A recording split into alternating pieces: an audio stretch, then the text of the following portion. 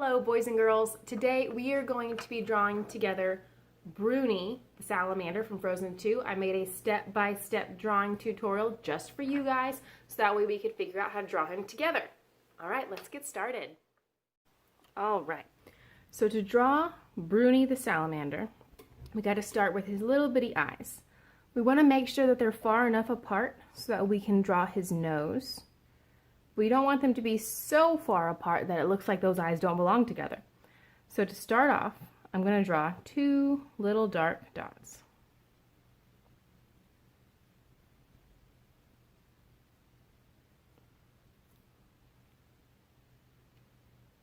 And another one over here.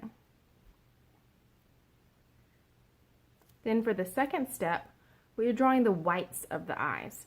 And Bruni is cute and he kind of has this cute little cross-eyed look. So we're going to draw the whites of the eyes going around and touching on the inside.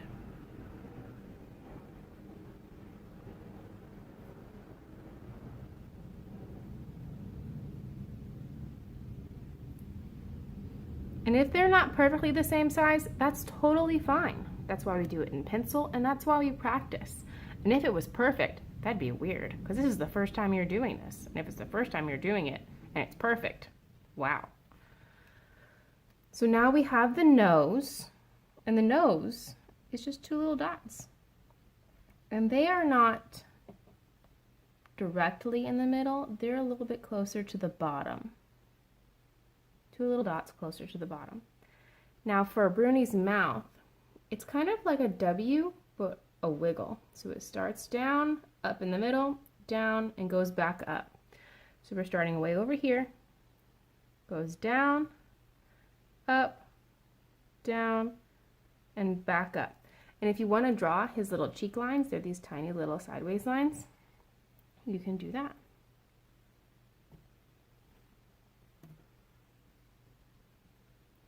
Then his eyebrows.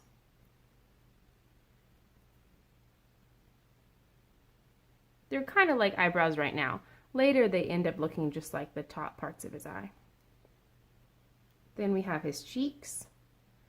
Goes from what looks like the eyebrow, goes around the mouth in a backward C, then a frontward C. Then there's two steps on this step 7. We have the top of his head and we have his neck, but it doesn't go straight down, it kind of goes in at an angle. So at the top of his head, it curves like that. Then for his neck, it doesn't go straight down, it goes in at an angle.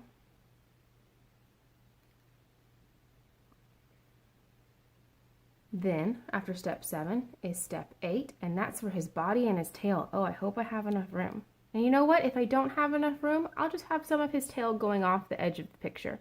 Kind of like whenever someone takes a picture of you and your feet aren't in the picture. We'll just have some of his tail not in the picture. So it goes over for his body, then it goes down and over for his tail, and just a little bit of the end of the tail will be gone. That's totally fine. Now we have the bottom of the tail, so we can pretend that kept going over here, came back, and the bottom of the tail is here. Then we have two of his legs. Those are just curves. Almost like a C, but not quite so curved. So that's two that are close together. Then we hop over.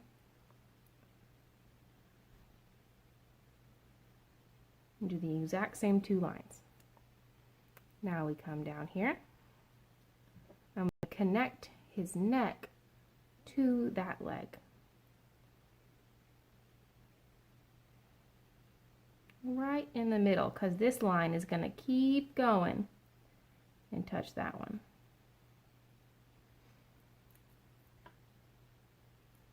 Then we have his back two legs. We can't see all of those because those are behind.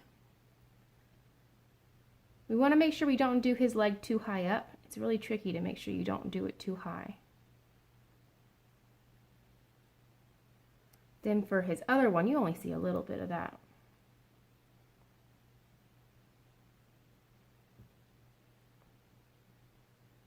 Now for his little toes. Salamanders don't really have thumbs, but their little toes, they have one that kind of looks like a thumb. So what we do is we do one little C curve that goes out to the side. And then we do a couple other ones that go down. And you can fit 3, 4, 5. Lizards, they all kind of look different. And this is a cartoon lizard at that. So it's okay if yours doesn't look exactly like mine. So a little thumb out to the side.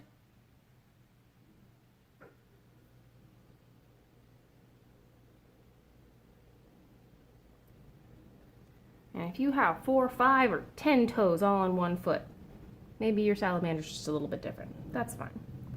Now that we have the whole body done, now we have some extra details here. And you can make your extra details look however you want. Yours doesn't have to be Bruni the Salamander. Yours could be Samantha the Salamander. You could have little extra designs however you want. But since we're following this paper here, I'm going to go ahead and show you how to do these. So we have 2 little V's on his forehead because that makes that diamond shape. I'm trying to do my hand, that diamond shape that goes on his back and his head. So we have a V here, but this V is very wide because it's like half of a diamond. Then he has 2 more on his tail.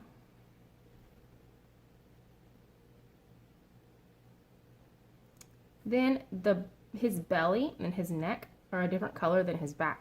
So we're going to start right here where the cheek touches the neck, and I'm going to curve around and touch the top of that first leg.